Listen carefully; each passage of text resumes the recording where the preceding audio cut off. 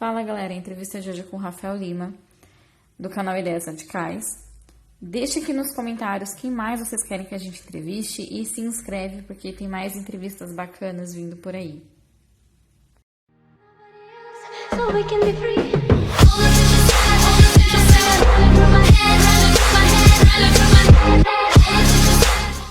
Ei, você já foi sócia em alguma época da sua vida? Se eu já fui tecnocrata. Tecnocrata? É, Explica mais ou menos o que é. é porque assim, eu sempre achei democracia a ideia mais burra do universo. Tipo, eu sempre fiquei pensando, cara, não é possível. Não é possível que alguém, sabe? Eu acho que qualquer pessoa numa sala de aula consegue pensar isso. Não é possível que alguém pensou assim, vamos fazer o seguinte, vamos pegar toda a galera que tá aqui na minha sala de aula, tipo, quando eu tô, sei lá, no primeiro ano, e daí um dia eles vão votar e vai dar bom. E assim, eu estudava em colégio particular e tudo mais. Eu já olhava pra eles e pensava, cara, se essa galera aqui puder votar, fudeu. Sério? Fudeu. E eu tava num colégio particular de Curitiba, ok? Não é como se eu tivesse numa escola pública da periferia de Palmas, Tocantins, sabe? Eu já achava a ideia mais estúpida do mundo. Eu nunca consegui entender como é que alguém leva a democracia a sério. Uhum. Mas eu sempre fiquei meio, sei lá, eu tenho mais coisas pra me preocupar. Aí eu tava começando a me interessar por engenharia, né? E aí você pensa uma coisa assim, que eu acho que é relativamente lógica. Eu acho que é mais lógico isso, que é você pensar assim, cara, quem que tem que ser o ministro de Minas e Energia? Não, engenheirão do caralho. Não tem que ser um apontado político. Quem que tem que ser o Ministério da Economia? Tem que ser um economista foda pra caramba. Uhum. Não cabe as pessoas eleger o cara, sei lá, academia desse. Isso eu tô dizendo assim, lógica minha de 18 anos, tá? Tá. Quem tem que ser o ministro da Economia?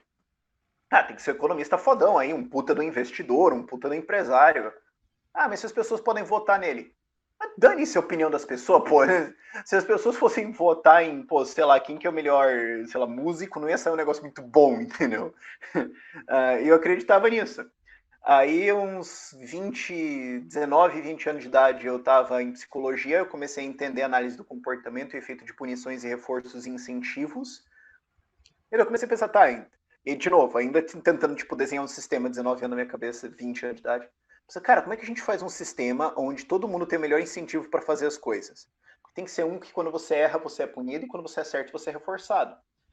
E tinha os analistas do comportamento pensando em Estado, pensando assim, pô, mas é engraçado, porque assim, os caras não eram libertários, eles só eram psicólogos analistas do comportamento. Pensando em como é que a gente pode fazer um Estado que reforce as pessoas. E nos próprios artigos eles falavam, é uma ideia meio idiota, né? Porque, tipo, o Estado ele só pune, né? Então, se você dirigir acima do limite de velocidade, ele dá uma multa. Uhum. Mas imagina se ele vai te recompensar por você andar dentro do limite de velocidade. E aí, hoje, olhando para trás, eu noto que os caras tinham uma noção de public choice muito instintiva, muito clara. Justo por ser analista do comportamento e entender o que reforça e o que pune as pessoas. Você pensava, não, se você reforçar as pessoas por dirigir dentro do limite de velocidade, sei lá, elas podem ser, tipo, sei lá, eu tô precisando de dinheiro, elas vão pegar o carro e, sei lá, ficar dando volta na cidade dentro do limite de velocidade, que idiota. Isso não vai dar certo, você cria um monte de incentivo burro, certo? Então como é que a gente forma um Estado, eu não tô dizendo, é isso que eu tava pensando, assim, tô dizendo o que esses pensadores estavam pensando, né, por que a gente faz um Estado que reforça bons comportamentos, tipo, pô, andar na faixa do pedestre e reciclar o seu lixo e tudo mais, que não seja só punitivo, né? E aí e dentro da faculdade também, né, da universidade, estudando na Universidade Federal do Paraná, eu tinha muitos professores que eram não só socialistas, mas eles eram filiados a partidos e concorriam em eleições e usavam as aulas para conseguir cabo eleitoral. É revoltante o negócio assim. E aí eu sabia, porque eu já tinha estudado engenharia um pouco, eu sabia que marxismo estava errado, porque você olha o sistema inteiro e você fala que a lógica disso não está certo. Não faz sentido. Por que essa porcaria tá errada? E aí eu fui procurar quem criticava esses caras genericamente, caí num tal de Thomas Sowell e num tal de Milton Friedman. E aí começou, né? Caramba, ok. E, bom, a partir daí então foi que você virou ANCAP. Você entrou em contato com esses caras e virou ANCAP. Sim. Sim. De novo, eu fiz uma rota engraçada, Porque, assim, como eu falei, eu já fiz engenharia, eu já estudei cálculo. Originalmente eu queria ser um engenheiro. Originalmente, eu digo assim, quando eu tinha os meus 12 aos meus 19 anos de idade, eu queria trabalhar com engenharia. Até os 18 anos de idade, daí eu virei mágico profissional. Essa foi outra história, mas enfim. É, então, assim, eu sempre entendi, eu entendia cálculo desde uns 15, 16 anos de idade que eu já estudava. Então, quando eu fui ler Milton Friedman, quando eu fui ler Thomas Sowell, eu conseguia ler os artigos de econometria e, assim, não entender tipo, 100%. Eu estava situado. Eu conseguia entender o que está acontecendo no geral ali. Assim, refaz as contas aí, não, peraí, complica um pouco, mas eu consigo acompanhar, assim, o que estava acontecendo lá. Então eu conseguia acompanhar as obras dos monetaristas, largamente falando, eu conseguia entender ali muito da lógica.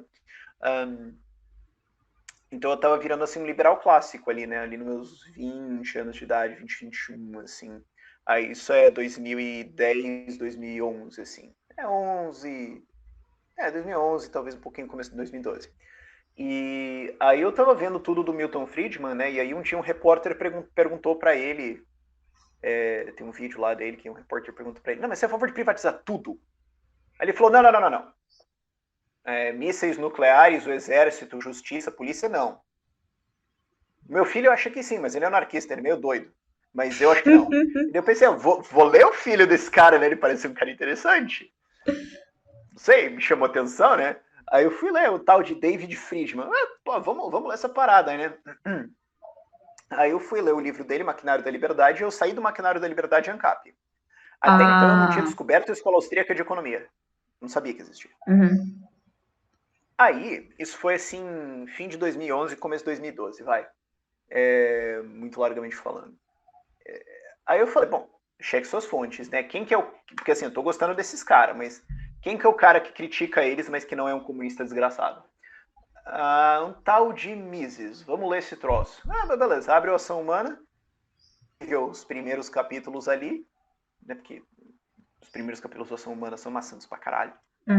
Você chega ali em praxeologia e tudo mais, e note, ele critica a análise do comportamento dentro da Ação Humana. Só que a Ação Humana é um livro de 1948. Ele estava criticando uma análise do comportamento tacanha pra caramba dos anos 30 e 40, que era de fato bem ruim. A análise do comportamento começou a ficar boa mesmo nos anos 50, 60 e 70. Foi ali que o negócio que o Skinner chegou com o behaviorismo radical, tal, os negócios mata pra caramba. Então a crítica não está muito bem situada ali temporalmente, né?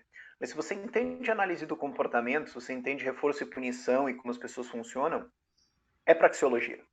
Então quando eu cheguei em praxeologia eu falei,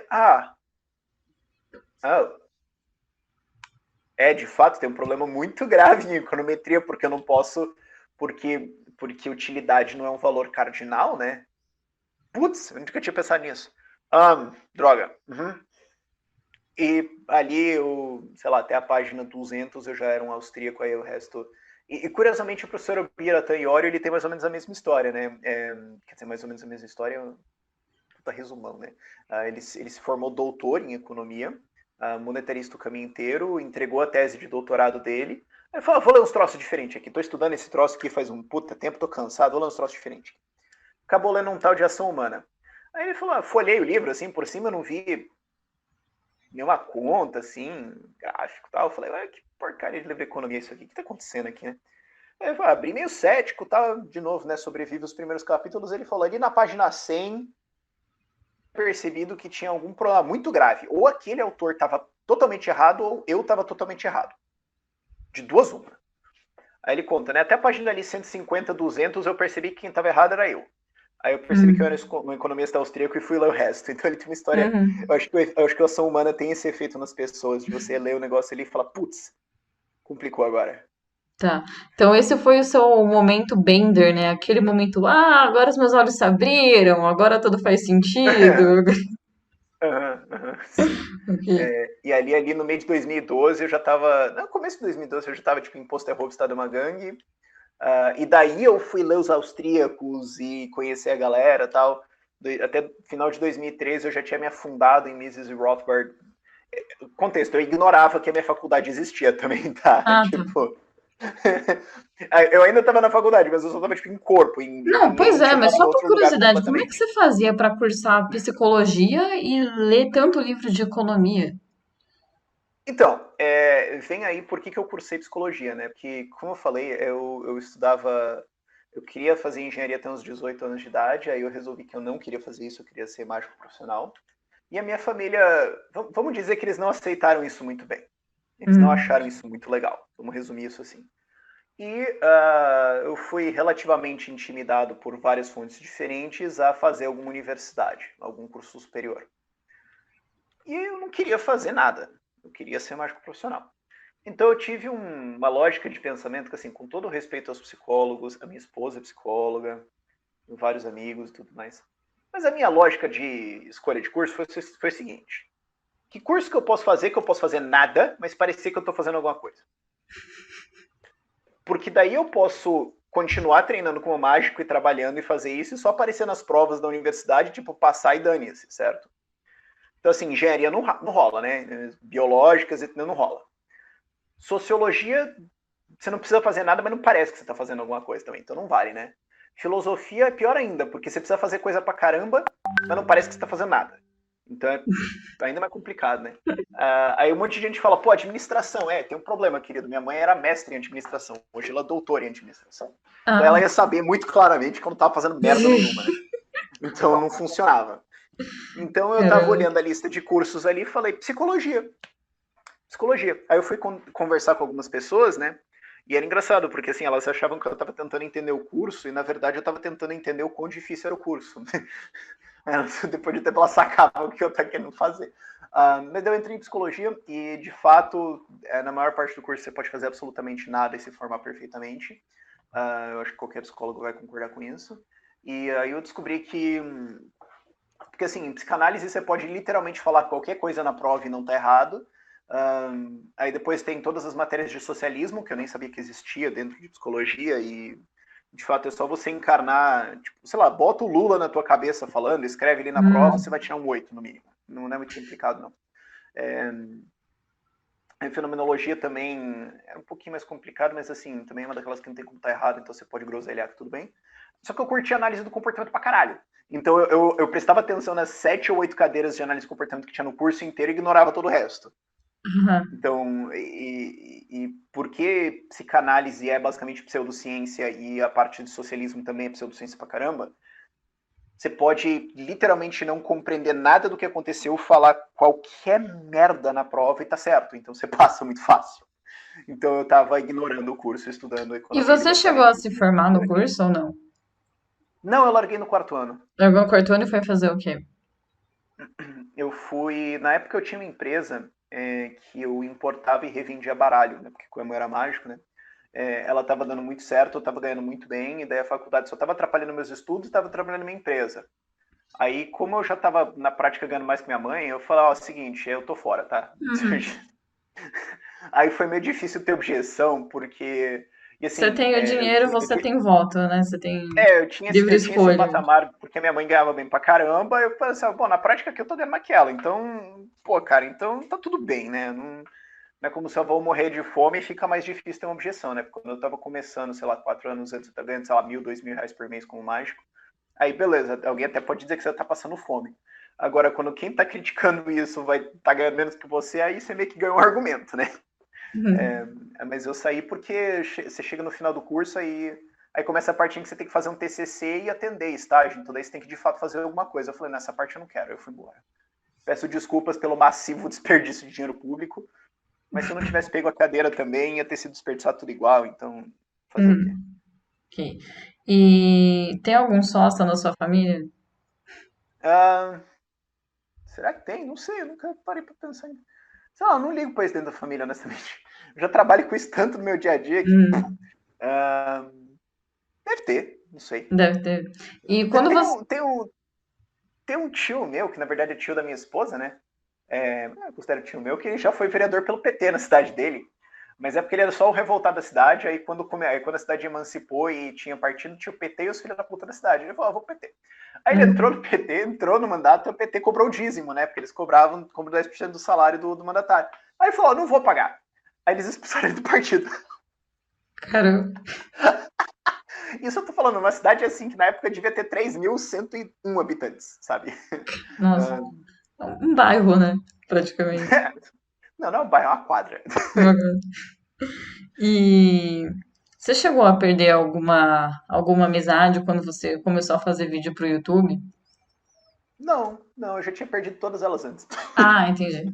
É porque eu já tava num. Eu já tava. Porque assim, na universidade, né, você tem a galera de esquerda e tem a galera que tá só querendo estudar. A galera que só tá querendo estudar não tá interessada porque não tá querendo estudar. E a galera de esquerda, assim, era até amigo um pouco deles, mas acho que é porque eles estavam querendo me converter para uso político. Aí quando eu comecei a virar liberal, eles largaram mão, daí eu virei libertário, eles me odiavam pra caramba. Isso só quando eu gravei. Eu nem sei o que eles acham hoje, não converso com a galera assim. Mas eu imagino como deve ser estranho para eles. Eu tive um professor uma vez que eu tive um debate bem longo com ele. Eu era muito chato, puta merda.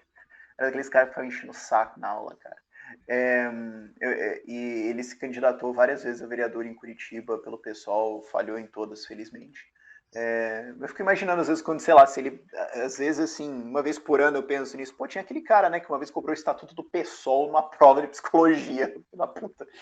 Fico imaginando, se ele Como que, descobre o meu canal, né? como que foi isso? O cara cobrou o estatuto do pessoal? Tipo, tinha uma pergunta lá, o que diz o artigo primeiro no estatuto do pessoal? Não, não, Como é não. que Era foi? assim, era alguma coisa tipo o Estatuto do PSOL estava dentro dos materiais para estudar para a prova, e daí tinha alguma pergunta tipo qual é o único partido que defende tal e tal e tal coisa, ah, que são supostamente benéficas para a psicologia no Brasil, e daí você tinha que responder para o pessoal. Nossa senhora. Ai, putz, tá. Felizmente ele era professor substituto, então ele ganhava assim, uns 3 pau. Tinha uns desgraçados que faziam a mesma coisa, só que ganhava 24. E quando você Para tava na fazer nada. faculdade. Aham. É pra cobrar o estatuto do pessoal na prova, né? Claro. Não, E, isso. e quando você estava fazendo a faculdade, você chegou a ter algum problema com professores tirando esse daí, por ser ANCAP, ou não? Ah, Porque eu sei eu não, tenho alguns amigos não. que foram, tipo, literalmente perseguidos lá na faculdade. Não, eu até fico meio confuso com isso, porque deveria, né? Porque eu enchi o saco. Mas não sei, eu acho que os caras estavam se sentindo tão confortáveis, porque isso aqui eu tô falando assim, pô, 2012, 13, sabe? Eu Uhum. acho que eles estavam se sentindo tão confortáveis que a esquerda vai ganhar mesmo e foda-se, a gente vai fuzilar esse cara daqui uns 3, 4 anos, que eu acho que eles não estavam muito preocupados em perseguir, não. Uhum. Mas não sei se eu dei sorte, o que aconteceu olhando pra trás agora de fato é estranho, que eu não me ferrei por causa disso, não. Tá. E, na sua opinião, qual foi a maior vitória da liberdade nos últimos anos? Putz, eu não gosto de falar assim, a maior, sabe? É uma coisa Hum, de. É uma coisa de. Eu lembro de um negócio que era dicas de escrita de jornalismo, né? Que era tipo, nunca, vírgula, em nenhuma ocasião, vírgula, no meio de um texto, vírgula, use apostos, vírgula, dentro de uma situação em que você precisa ser claro, vírgula, para explicar alguma coisa. E tipo, era dicas só que feito tudo errado, sabe? Tipo, hum, e que assim, absolutamente nunca em nenhuma situação use absolutos. Eles são literalmente a pior coisa do mundo. Porque assim, você vai falar assim, qual que é a maior vitória da liberdade? Alguém vai falar, não, eu acho que foi essa. Ou talvez tenha alguma coisa que eu não sei, ou alguma coisa que eu esqueci, porque eu não estava pensando nisso aqui antes, né? Eu não me preparei para responder isso. Então, assim, eu não sei qual que seria a maior. Eu consigo imaginar, assim, umas 5 que eu acho que foram muito grandes, sabe? Tipo, muito, muito, muito, muito grandes. No mundo ou no Brasil? hum, nos dois. Pô, aí fica complicado. Um, eu acho que no Brasil, eu acho que uma vitória grande pra caramba é que a gente foi. A gente furou a bolha. E aí eu não tô dizendo assim, um, o libertarianismo ou o anarcocapitalismo como um todo, mas estou dizendo as ideias de liberdade como um todo. Elas pararam de ser um pessoal nerdola que fica lendo livro e debatendo coisa nas redes sociais, enchendo o saco uma galera, para uma coisa que de fato está acontecendo no mundo e uma coisa que é considerada uma ideia cada vez mais normal, certo? A gente saiu de uma tecnologia nova, de uns malucos hipster, para... é normal o pessoal achar isso aí. Eu acho que isso é uma coisa legal porque isso normaliza, isso abre uma porta, isso atrai pessoas, sabe? Você não fica aquela coisa acadêmica chata pra caramba, você se torna uma ideia povão, assim. E eu acho que isso é uma vitória muito importante. Outras coisas importantes. Tem várias, assim. É que eu tenho medo de falar uma e, sei lá, fazer uma injustiça com as outras. Mas eu acho que eu diria que hoje é a principal, assim, é furar a bolha e chegar na cabeça das pessoas. Que nem agora eu tô em Joinville, né, que eu tô dando essa entrevista para você. Eu estimo que, pelos meus dados, né, eu estimo que 1% de Joinville, né, 1,8% eu acho, assiste o meu canal. O que de uma cidade de uns 600 mil habitantes é uma galera, sabe? Tipo, eu saio na rua, eu sou reconhecido. Eu saio agora pra comprar um negócio, me reconheceram. Caramba. Florianópolis é tipo 2,5%. Eu não consigo andar no centro, a galera fica me reconhecendo pro outro lado. Então você tem em todas as cidades do Brasil, você tem movimentos de liberdade surgindo, lideranças, galera se conhecendo e tudo mais. Então é um negócio que definitivamente saiu da Torre de Marfim, sabe? Eu acho isso muito legal. E no mundo, o mundo é mais difícil porque o Brasil está muito na frente em termos do movimento libertário, sabe? No per capita eu fico na dúvida. Porque eu acho que o movimento da Geórgia, ali do lado da Armênia e Azerbaijão, que agora a galera sabe onde é que era. Antes eu falava, ninguém sabe onde é que era, e os dois declaram guerra lá. Aí agora o pessoal descobriu onde é que é. Mais ou menos. Mas na Geórgia, eu acho que per capita o movimento deles pode ser mais forte que o nosso. E curiosamente na Argentina agora começou a ter um pessoal, Javier Milei, uma galera puxando lá. O Javier e Tava na o hora, Milei né? estão com. Eles estão com tipo 10% numa pesquisa presidencial. Eu falei, puta que o pariu.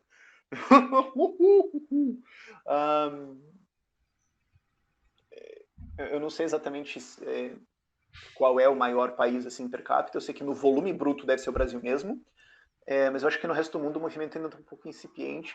Mas eu acho que talvez a vitória no mundo seria justamente isso ter chego em países que não são o que você esperaria, porque a galera pensa que libertarianismo seria uma ideia de um país um pouco mais rico, um pouco mais desenvolvido, ou seria uma ideia de tipo Estados Unidos, né? Porque, uhul, 1776, a Constituição, Thomas Jefferson.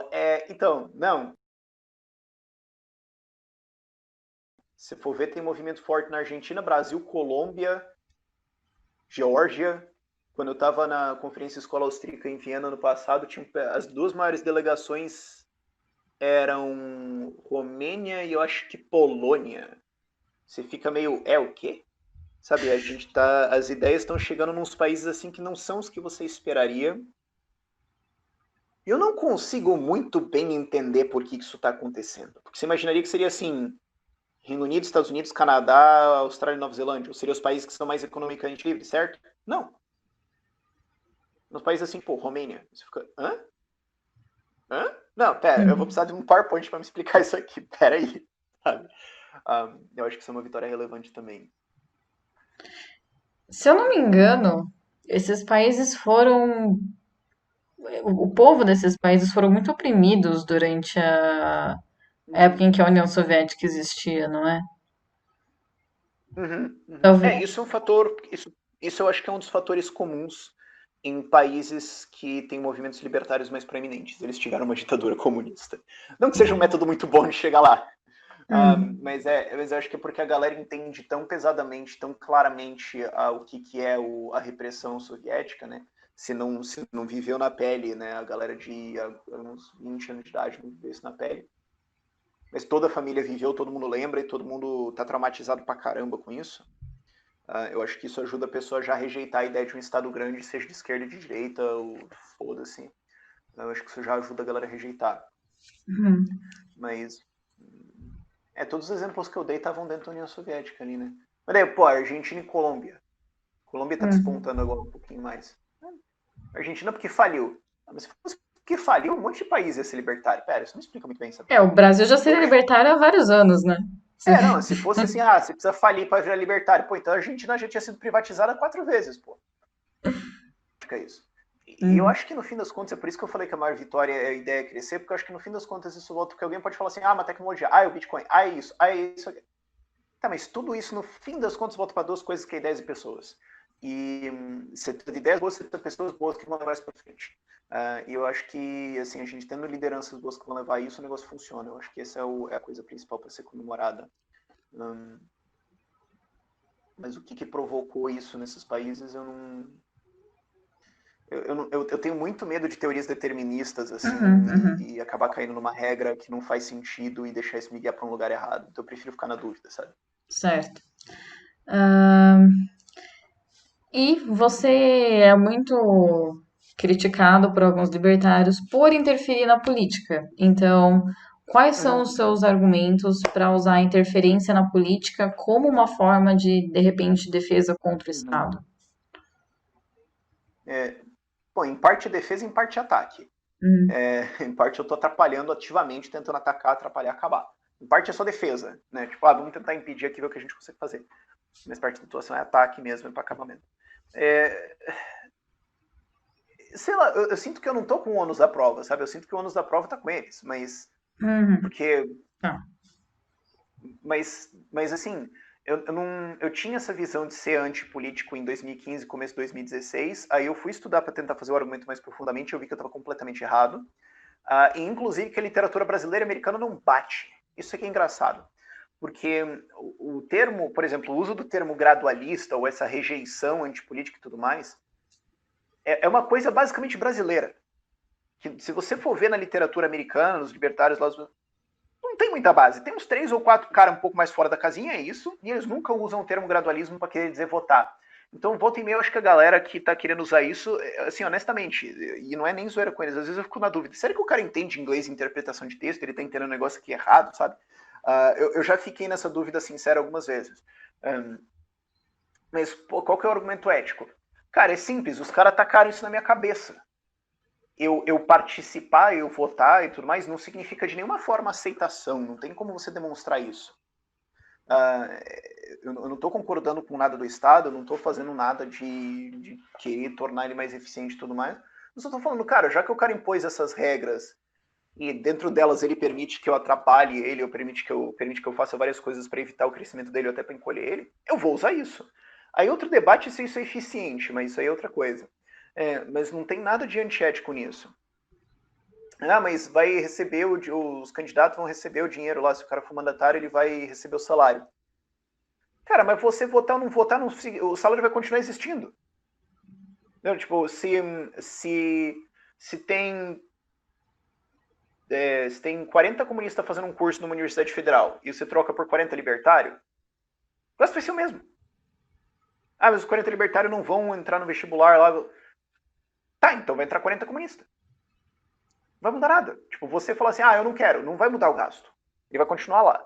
Então, mas eu tô, sabe, eu não consigo entender mais o problema, sabe? Eu entendo que as pessoas podem ter um asco, um nojo, uma rejeição de política. Eu entendo completamente isso no nível visceral. Eu entendo que as pessoas podem até achar que isso não funciona por não entender como é que o jogo funciona. Uma vez que você entra no jogo, você vê, cara, funciona pra caramba. Ah, mas, mas assim, dizer que de alguma forma você está concordando com isso ou participando de um crime, desculpa, cara, eu não consigo mais nem ver como é que alguém poderia, sincero e honestamente, fazer o argumento. E eu tirei o pé da discussão, porque assim, eu tentei fazer essa discussão, eu escrevi um livro, eu trouxe fontes, eu trouxe os artigos e tudo mais. E não tem argumento, não tem debate, tem berreiro, gente se jogando no chão, acusação, xingamento e ad hominem. Eu falei, tá bom, tá bom. Tipo, é a mesma sensação que tentar explicar que imposto em grandes fortunas não vai funcionar, você tentar explicar isso pro povo. Tipo, é a mesma sensação que eu tenho, entendeu? Aí eu falei, quer saber, cara, eu tenho que ter prioridade na vida, eu vou te despriorizar isso aqui, dane-se. Ok. E para terminar, queria que você contasse alguma experiência positiva que você teve com algum candidato que você apoiou e alguma negativa, alguém que você apoiou e falou assim, nossa, isso aqui deu muito certo, foi muito bacana, eu gostei, e alguém que você apoiou e depois se surpreendeu Uhum, negativamente, falou, caramba, não acredito que esse cara tá fazendo isso. uhum. Assim, eu tenho uma coisa que eu tenho pra mim, que é, se não tem, eu não gosto de pessoalizar as coisas e eu tenho aquela coisa assim, se você não tem alguma coisa boa pra dizer sobre alguém, opte por ficar quieto, sabe? Então já teve um apoio que eu me arrependi, e não foi por razões ideológicas, em termos de voto tá tudo certo, foi em termos da pessoa, mas isso aí não gosto de entrar nesse tipo de coisa, não vai fazer diferença, no fim das coisas, das contas não mudou nada. Mas é por isso que também hoje o meu filtro de candidatos tem um filtro de louco. O cara é louco. cara fica puto, persegue, é maluco, esse tipo de coisa assim. Que vai filtrar esse tipo de coisa. Foi o que aconteceu. Eu não quero entrar muito em detalhe nisso. Não acho que é muito pertinente. Agora, em termos de experiências boas, quase todas. Quase todas, assim. Porque, assim, tem neutras. Tem gente que eu apoiei que foi neutro, que, tipo, eu apoiei o cara, ele entrou lá. Muito que bom, sabe? Por exemplo, deixa eu pegar aqui um exemplo. O Daniel José é uma experiência neutra, porque, assim, eu gosto da votação dele e tudo mais, mas desde a eleição de 2018 eu não falei com ele, sabe? Então eu não sei exatamente os detalhes ali e tudo mais, eu converso muito mais com o Melão lá dentro da bancada de São Paulo, né? Então, se bem que é bem sacanagem falar neutro, porque eu gosto do cara, eu gosto do DJ e do trabalho dele e tudo mais, mas é porque eu não tenho contato com ele assim, então eu não sei no detalhe o que está acontecendo, né? Mas teve algumas que foi isso. Mas, assim, neutro para bom teve várias. Por exemplo, o Zema. Ele tem alguns problemas lá que ele está enfrentando, que são de você ter uma Câmara de 77 deputados estaduais, você só tem 3 na tua base, e dependendo, às vezes, nem isso. E você pega um estado para além do falido por muita distância. Fazer, sabe? Você não pode chegar pro cara e falar, cara, mas por que você não privatizou? Você tem 800 cidades, privatiza 400. Mas ele não pode fazer isso, pô. Sabe? O que é razoável você pedir? Mas eu acho que dentro do que dava para pedir, eu achei legal. Agora, cara, eu tive muitas experiências muito boas. Um exemplo que eu dou bastante é o Bruno Souza, porque eu já trabalhei na campanha dele em 2018, eu ajudei ele.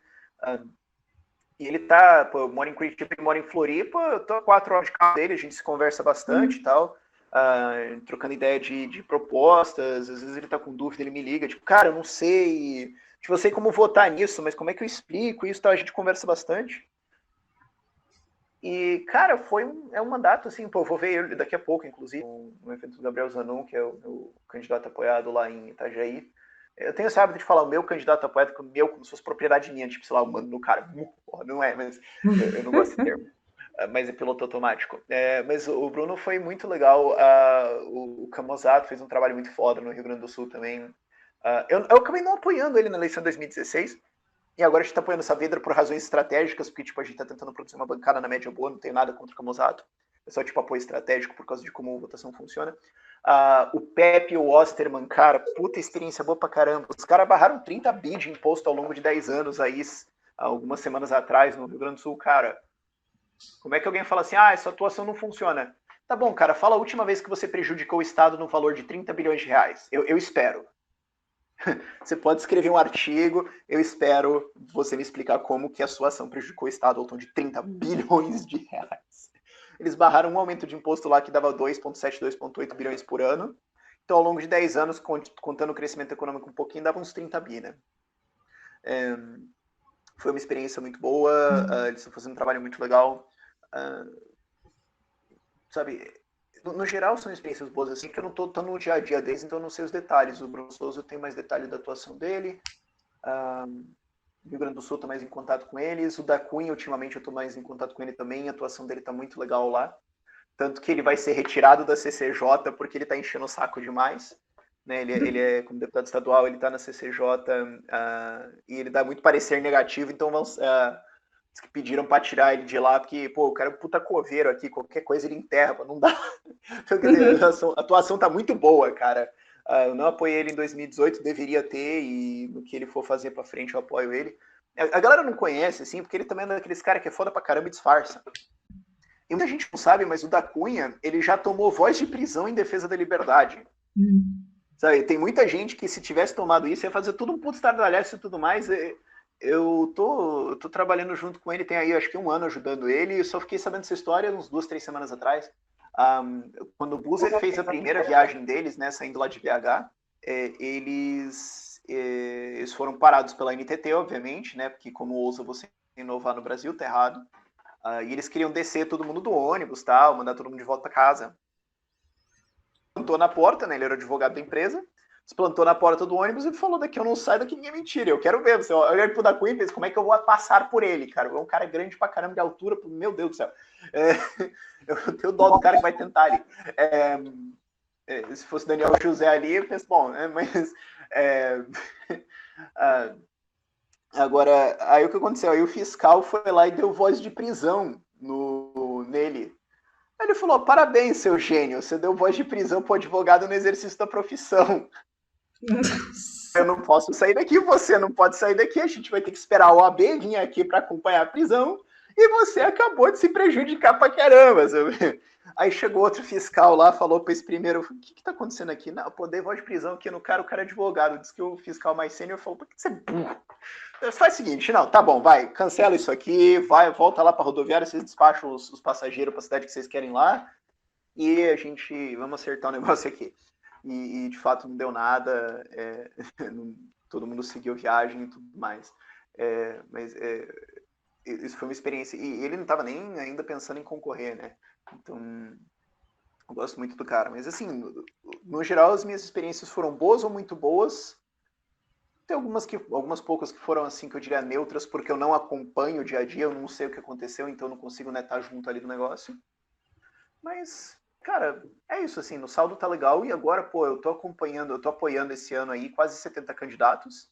Eu não sei quando o vídeo vai ser publicado, talvez quando ele seja publicado já passou de 70, porque eu tô aprovando 1 ou 2 aí por dia, quase, essa altura, tá um negócio maluco.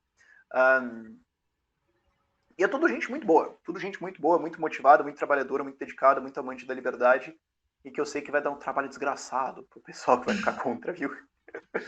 Então eu tô muito orgulhoso disso. Ok. E quer dar algum recado pro pessoal? Imposto é roubo, é isso. Tá legal. Então, obrigada. Estamos à disposição aí. Isso aí. Deixa aqui nos comentários outras perguntas que vocês gostariam que eu tivesse feito e quem mais vocês querem que eu entreviste. Obrigada, Rafael, pela disponibilidade, pelo tempo que a gente passou aqui. Obrigada. Nada. Tchau, tchau.